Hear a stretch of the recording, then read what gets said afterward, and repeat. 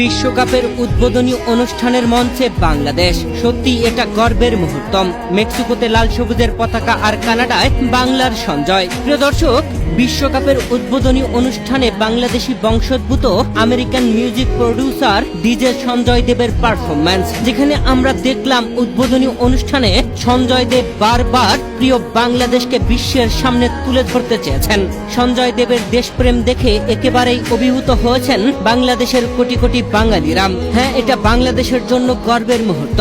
Football বিশ্বকাপের উদ্বোধনী অনুষ্ঠানে জমকালো মঞ্চে বলিউড তারকা নোরা ফাতেহির সঙ্গে পারফরমেন্স করে বিশ্ব মঞ্চে বাংলাদেশের নাম উজ্জ্বল করেছেন বাংলাদেশের সঞ্জয়। কানাডার মাটিতে বিশ্বকাপের উদ্বোধনী অনুষ্ঠানে এক বাংলাদেশির এমন উপস্থিতি সত্যিই গর্বের, আনন্দের ও আবেগের মুহূর্ত। আপনার এই অর্জন কোটি বাঙালির হৃদয়ে গর্বের মতো অনুভূতি জাগিয়ে তুলেছে। সবচেয়ে অবাক লেগেছে সঞ্জয় বাংলাদেশের পতাকা, রিকশার ছবি, এমনকি বাঘের প্রতিচ্ছবি নিজের হাতে ড্রেস আপ করে নিয়ে গেছেন, যেখানে তিনি বারবার বাংলাদেশকে বিশ্বের সামনে তুলে ধরতে চেয়েছেন। তার এই চেষ্টা আমরা দেখেছি। তিনি বাংলাদেশকে সবার সামনে পরিচয় করিয়ে দেওয়ার জন্য যথেষ্ট করেছেন কানাডায় ফুটবল বিশ্বকাপের উদ্বোধনী মঞ্চে। প্রিয় দর্শক, একটা বিষয় জানলে আপনি অবাক হবেন।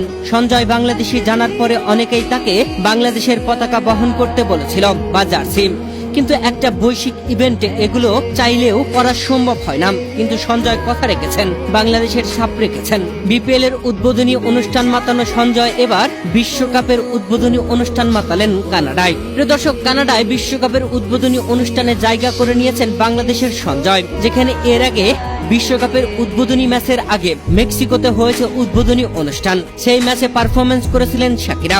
স্টেডিয়াম সুন্দর করে সাজানো হয়েছিল, বিভিন্ন দেশের পতাকা ছিল, যেখানে জায়গা পেয়েছিল বাংলাদেশের পতাকাও।